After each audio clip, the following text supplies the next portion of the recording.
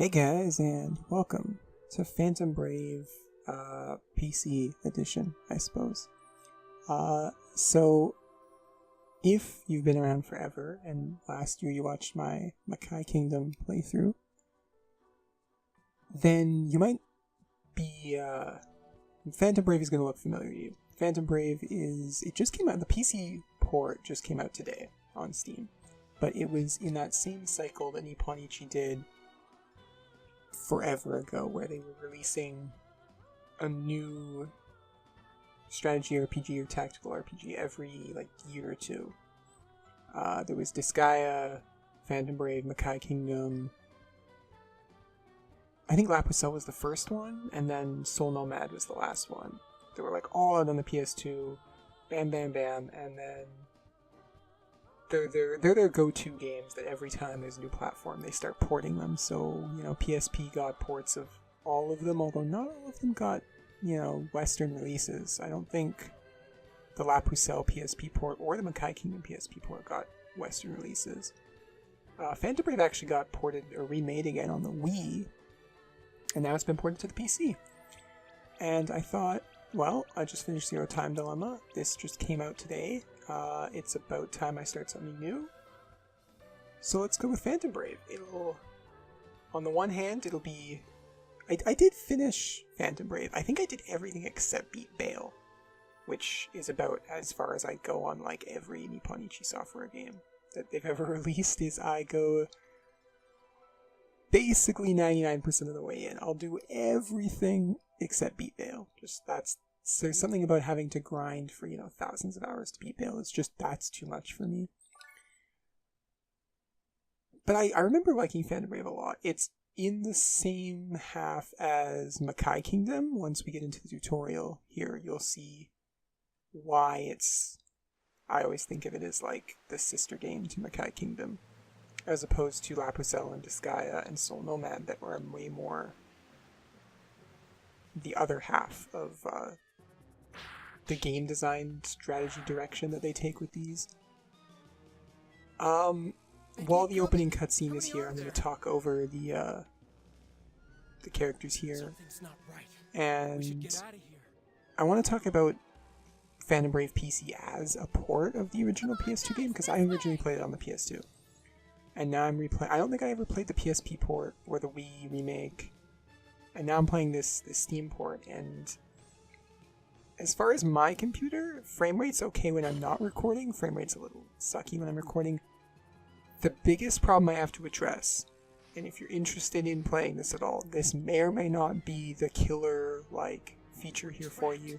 Any ideas, Ash? My analog stick doesn't work when I go down. Left and right works fine, but both up and down make the cursor go up. The D-pad works fine. I'm going to have to play with the D-pad. In fact, my thumb is always... Oops, I skipped the dialogue there. My thumb is always... I just want to default to this stick, but I'm going to have to get used to using the D-pad here. So there's a tutorial that I kind of want to just skip through because I already know what I'm doing. But I'll talk about the similarities to Makai Kingdom here. You see that it's not grid-based, like Disgaea, La Pucelle, or Soul Nomad, or even Tactics Ogre or Final Fantasy Tactics or any of those things. Or Fire Emblem, or, I can rattle off a list of tactical RPGs. It's not grid-based, it's just area-based, like Makai Kingdom was. So you see they're going through moving and attacking here and saying, okay, move to here, and then you have another circle. As the rest of you move, you can keep moving until your distance is 0, and then you can attack wherever. What they don't teach you here, I don't think, is... Oh, they do, okay. Is that you should basically never actually move to attack. You should move by attacking. You see the frame rate. It dips a little bit there. It's a little annoying. I've messed with settings for an hour now. Just recording settings, trying to get the highest frame rate I can while recording, and this is about as good as I can get. So it's not a killer dip. It's not Geez, Odin Sphere would have some choking before. So you see here, now we get to actually play. So I'm going to go through it. D-pad, we move the cursor around. A button brings up the menu. B button closes it. Y brings up the menu. See our character list here. And X, as far as I can tell, does nothing. Back is supposed to do something, but I don't know what. Start brings up more menus on different guys, which I kind of want them all on. And you see, there I was pushing down on the D-pad, and I shot upwards. So that's going to... I may never actually get used to that. I may always default to the D-pad. That'll take a while. Or may always default to the analog stick. So if we look at the turn order here, we can see which guys go next. This is the guy that goes next, so we're going to attack him first. Boom, he's dead.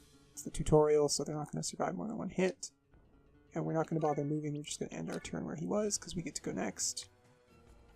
The most important part of this is Phantom Brave works like tactics in that the higher your speed, the more turns you get, so you can double turn people. You see he goes next, so we're going to kill him.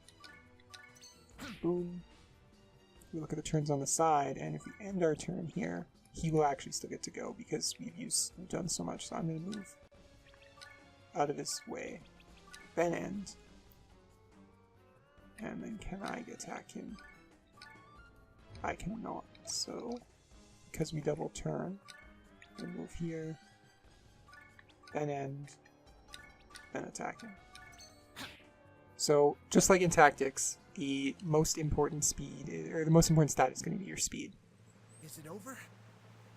But the radio movement is not the only similarity to Makai Kingdom here. It is... well, there's that. Something about that makes me think Makai Kingdom over like anything else. Ash, get out of here. So they're told to get the fuck out of Dodge. Damn. But the... I'll hold him off.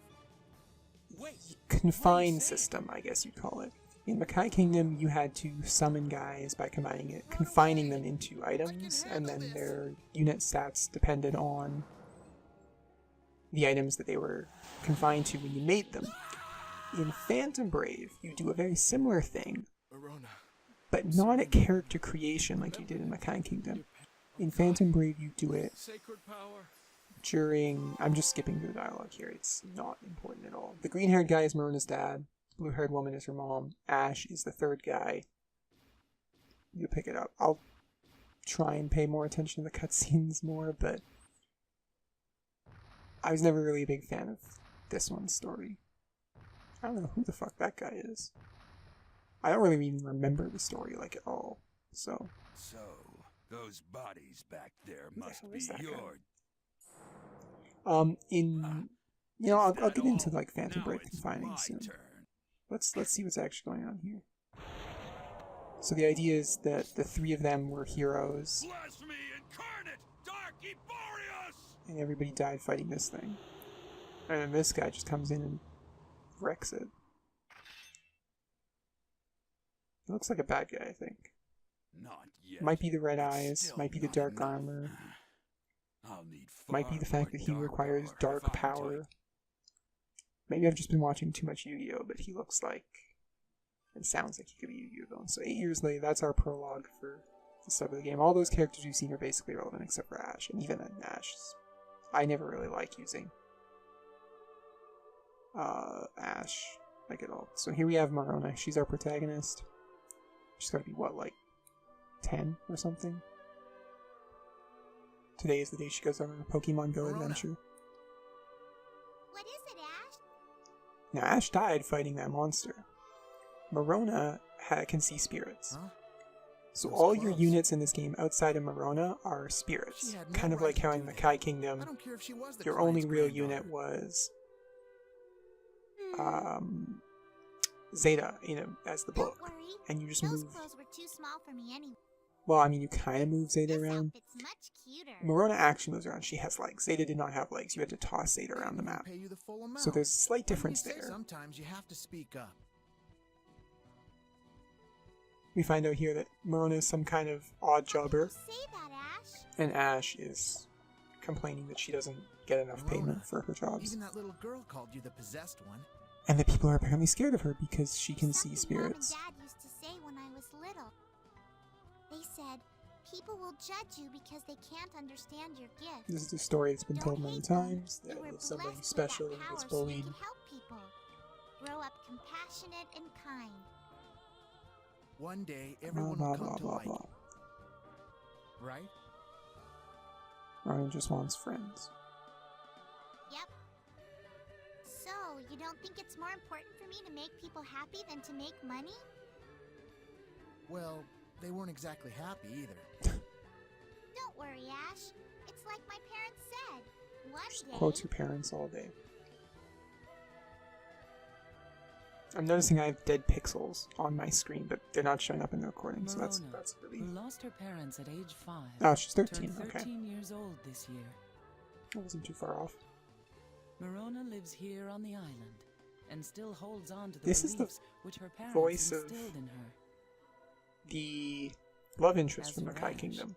Though What was her Haze's name? last breath allowed him to avoid death, Shit, I can't it was remember. not sufficient in granting him life. Okay, so he didn't die, he just turned into a Trapped ghost. between life and A death, phantom, sorry. Ash exists A now brave only as a phantom. phantom. Roll credits.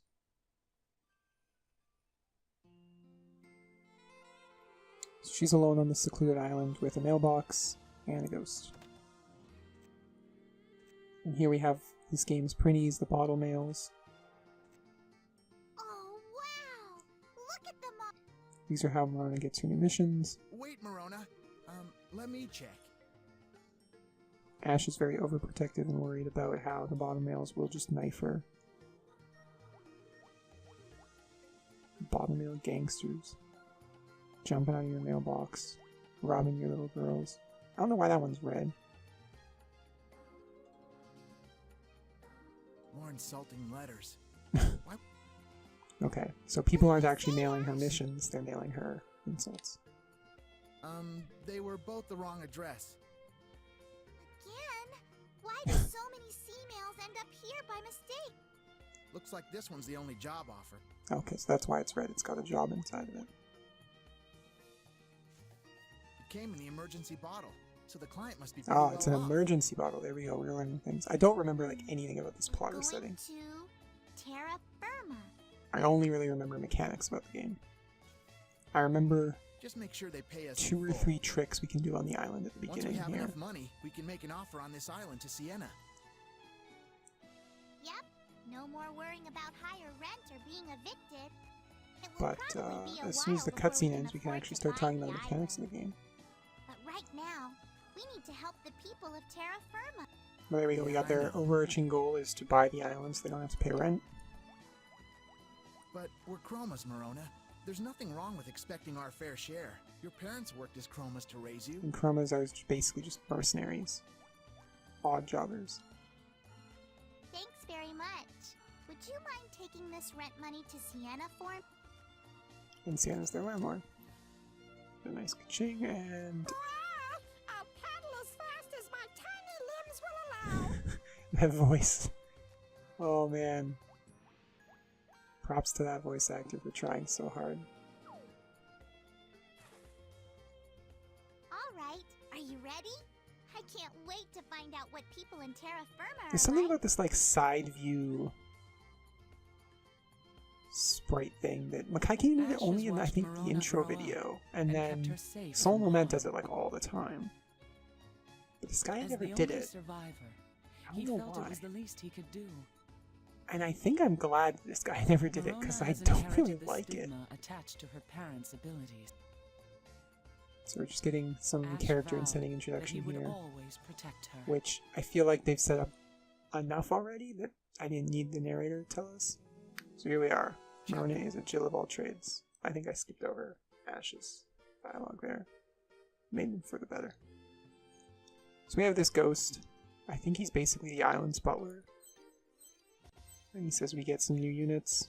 We get a merchant, which is going to be important because that's where we buy things. A healer, which is going to be important because that's where we heal people. And a soldier, which is just your basic fighter, with a weird knobby nose. Looks kind of like Pinocchio there. And Martin just says, well, they came here, they're in. That's the only requirement. You don't need any sort of skills. or know how, as long as you can get to the island, you can do it. And we can talk to the butler to create more phantoms.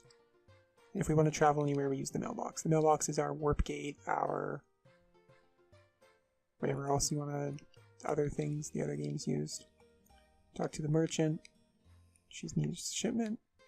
Healer will offer to heal us, but not important. And the soldier has nothing to say.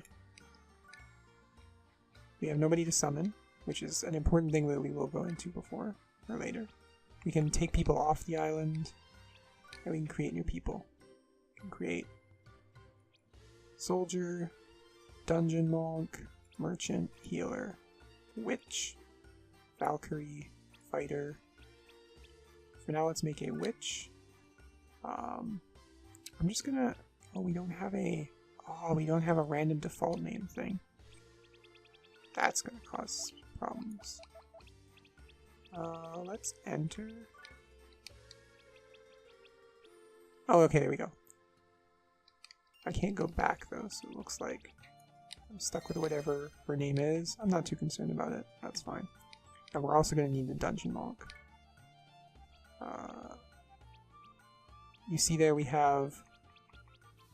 Okay, in the bottom right, we have BOR 470. That's our currency, our Bordeaux, I think it's called. In the top right, you see I'm changing the spiritual experience. You can actually change what level the guys start at, but you have to pay more money for them. So we don't have enough money for this monk, but I know where we can get some money. We go back behind the house, and we get onto the roof, we get $100. Now there is another secret that involves getting onto this tree, which is not an easy task. Oh, I was close that time. And you see Ash just freaks right out trying to get up this roof. So it's strange that the game can barely handle this, but insists on it as a prerequisite for this reward. Come on. I don't know if I can do this, like, reliably here. It's very finicky and very tight control, like, nonsense. Reminds me of rolling up the tree in Dark Souls 3 to get the shit early. Oh, come on. Get on the roof. I point at the roof. Oh man, this is really finicky. Alright, well, we're gonna give up on that for now. Maybe one more try. Alright, we'll give up on it for now, because it doesn't matter. We have the money, let's create our dungeon monk. There it is. I don't care what his name is. Armando, sure. Join the team. And you see that when you create guys, it does automatically summon. Dungeon monks are how you make extra dungeons. Basically this game's version of the item world from Disgaea, or I think they were called free dungeons in the Kai Kingdom. And the witch can do... Witch is useful because she lets you edit your character's skills and abilities. This guy's just going to tell you all the different tutorial stuff that we don't need to know, so for now, and for the rest of the video, let's go to Terra Firma. Let's not skip our demo, and let's get into the tutorial here, because this will tutorialize Episode 1, The Possessed. everything outside of the basic mechanics. The core gameplay, anyway. Can I, like, stop looking at the title screen now? Thank you. So we're gonna get our first mission. Owl people. I remember owl people being, like, super important. What's the elder think? And by super important, I just a mean, little like, girl. there are a lot of owl people. There's gotta be better chromas out there. Shh. This generation just doesn't know when to keep their voices. Methinks he's planning to fight evil with evil. You know, like fire. Yeah, owl Sounds people are, like, a thief. a thing in this setting, apparently. In addition to ghosts. Exactly. He's taken So we have a every jewel tool on thief. the island. Oops. What's more, he's taken all of our food as well. Alright. That's So he took all the terrible. jewels Who and would all the do food. something like that? I feel like the food is a little more important than the jewels, but they decided to mention the jewels first. I'll give you a clue. And apparently he knows who it is and can give us a All we clue. know is that he's Oh, he's in the White Wolf Army. Oh, no, they'd sink so The, low. Toriyama rejected them in favor of the Red Ribbon Army. The White Wolf Army? No way! Ash had spoken without thinking. His outburst alarmed the townspeople, as only Morona could see him in his phantom But form. apparently everybody can hear him. That's strange. Ah, who said that? Huh? I didn't hear anything. Yeah, out of all the people in the town, the one that can see the ghost didn't hear the ghost talk. Sorry, Morona, I didn't mean to shout. Anyway, listen to me. You need to refuse this job. It's too dangerous. Huh? Think about it. Who's the strongest raven? Raphael, the leader of the White Wolf Army. So skilled that he's one of the 9 So this swords is of like the one law. of the big faux pas of writing a fantasy narrative, is to not just have one line of text that is you dropping 3 or 4 different We wouldn't stand a chance. proper nouns at the beginning of your narrative. You're 'Cause right. Nobody's gonna have any idea what the hell you're talking We'll about. just negotiate. I don't like lots of fighting anyway. That isn't what I... So instead of turning down the job, she's gonna take the job and say, well, we're not gonna fight, we're gonna Don't just worry, Mr. Elder. talk to them. I'll take care of everything. That adorable little baby owl on the right there. Oh, it So means cute, a look at him. lot to He's us. got a little I bib on. hope for your success. And everything's okay with the elder, so the mission is a go.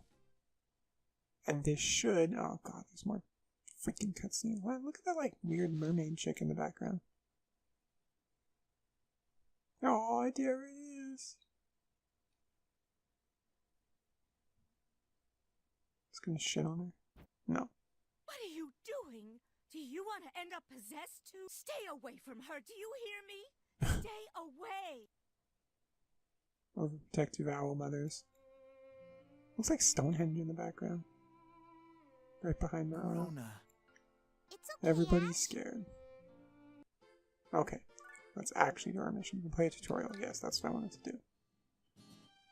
I want to go through some of the other mechanic movements. So when you create, you notice that when I created people on the island, I didn't need an item to create people like I did in Makai Kingdom. In here, Morona can move around, and she can confine people to objects on the map, which is how you summon. You gotta like materialize your ghosts. And they get different stat bonuses depending on what you confine them into. But every time you summon them on the map, you have to confine them into items. So it's going to be a little different than Makai Kingdom in that the items matter only on the map they're there, instead of me having to collect good items to make guys with later. And they also have a remove stat, which means after X turns, they're going to disappear from the battle, and then you can't summon them again. And this is an important part right here. A maximum of 16 characters are allowed in one battle, including Morona and equipped items. So, basically, if you equip every guy with a weapon on the home screen, then you can actually only summon 7 people. Because then you have, and then you have 1 extra slot, which I guess you just equip Morona with something. Which, I don't know why you wouldn't equip Morona with something. Now, there is one way to do this, and that is for Morona to pick this up. That's not what I wanted to do.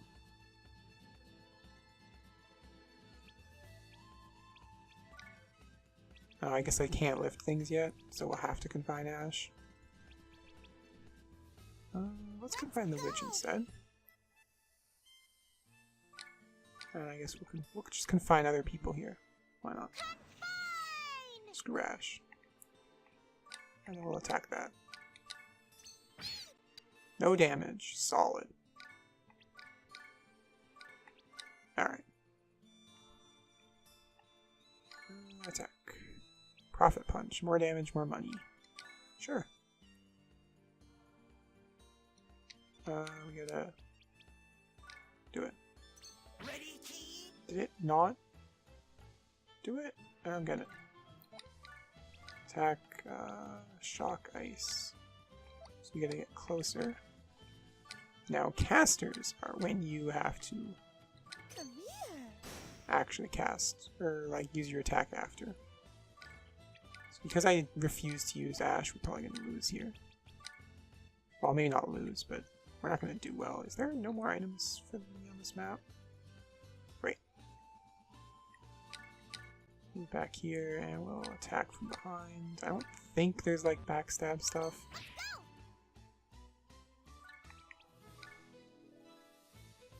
There also isn't assigning a bunch of guys actions at once. Yeah, attack him. There we go. Sweet. Got him money. And I'm just gonna beat up my merchant. Oh, oh, ho, ho, ho, whoa, whoa, whoa. I want it. There we go. B is undo. That's an important button. I should have, like, figured out way earlier.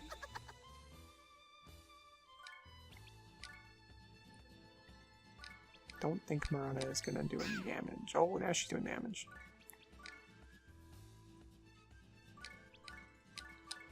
Just gonna farm this bunny. One coin at a time.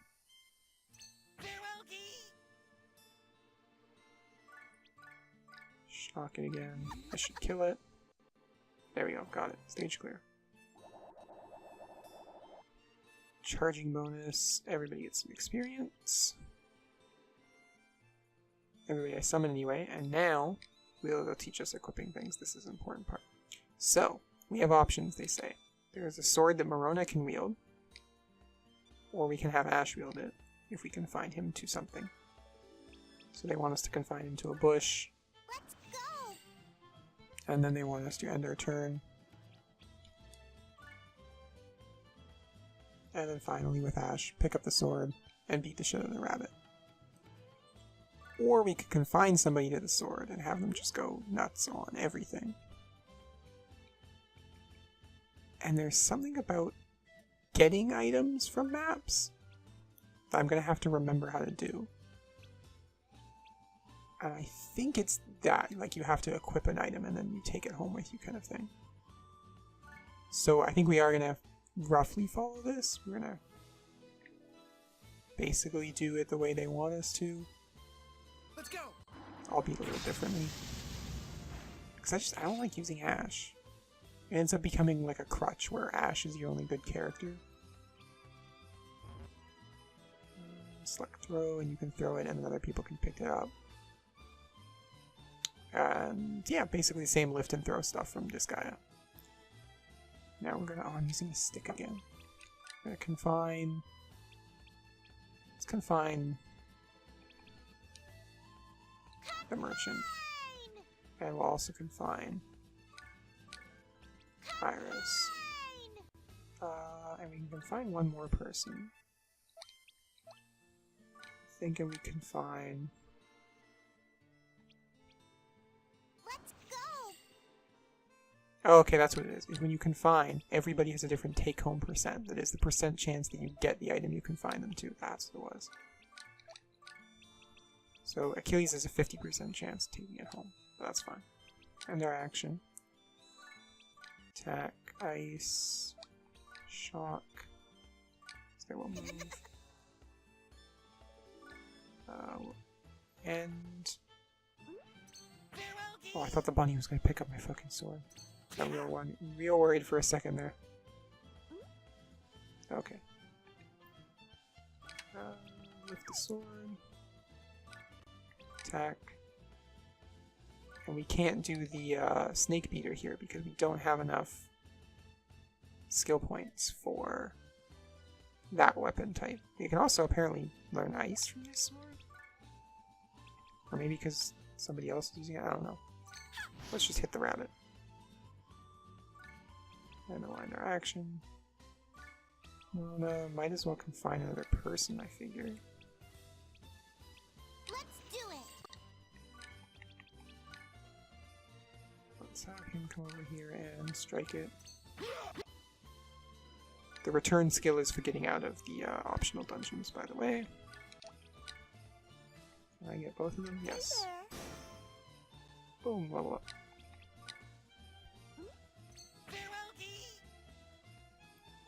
We're gonna heal I gotta move over there. No, a little farther. Great. There we go. Give the healer some experience. And slash the rabbit. And then we can't, I think we can't throw because we attacked. I'm not sure. Maybe I should have read the tutorial a little more if I really wanted to know. He has -40 ice resistance, so we'll do ice. Gotta remember how Nippin Ichi game resistances work too. So that should conclude the tutorial. Oh no, there is the protection element. So this is, I think this was in La Pucelle? I don't think this was in Makai Kingdom at all. Where if we can't damage an enemy because they are receiving protection.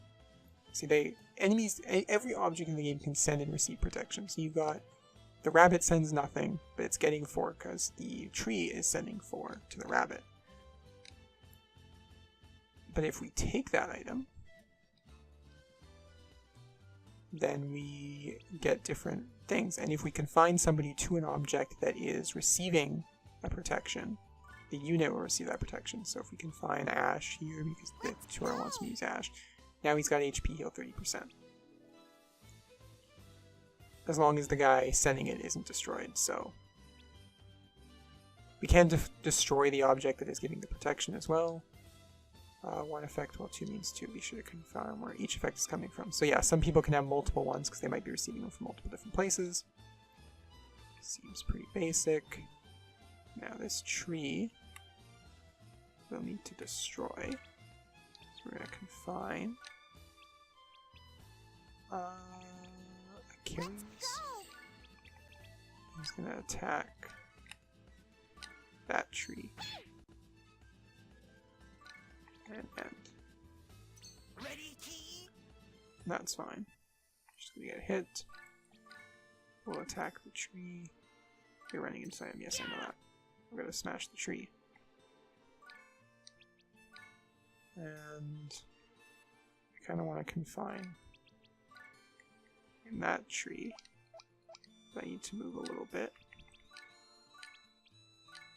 You get the tree now? Yeah.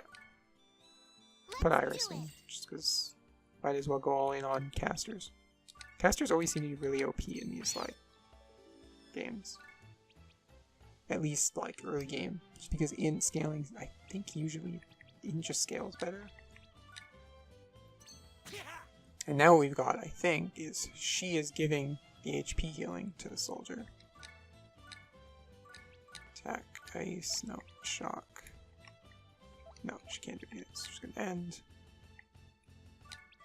It's going to continue attacking that tree. And... is it, like, almost dead? It's got 2 HP. I knocked it off the map. Which means he is no longer receiving the protection. It does not expand the map like it did in Makai Kingdom. Thankfully that mechanic did not come back. Or... I'm trying to remember which one was first. I want to say Makai Kingdom was first, but I might be wrong. Vandenbrae might have been first. I'd have to check my dates. I know I went through all that stuff at the beginning of the Makai Kingdom video. Get that rabbit down, and then finish it off with a strike. Nope. Fighter has no equipment, so... we should have some objects to use for equipment after this. Oh, my witch picked up the bunny. So now, to throw it. This will finish it off. Everybody gets some experience for being in the battle. And then he says we should go home and rest. And he also tells us we should be equipping things. So let's go home and talk to the healer. So there's these while you were out things where different people can do different things if you don't bring them into a battle. So we got 12 bucks because the merchant was hanging out, which is great since we're going to have to use at least that. Right trigger, heal all, there we go. It's weird that that's not X, but okay. So here we can organize specials with Iris. can just sort the menu, which is useful. We can create dungeons, which we don't have the Bordeaux to do because we have no money. Purchase some equipment here, which is going to be pretty important. We definitely want to be purchasing equipment. If I remember correctly, Morona can confine items into items or something? I'll have to like get into it and see, but for now, do we not have any items? No character items available, so we don't have any items. So unfortunately, we're still going to have to just deal with whatever's on the map.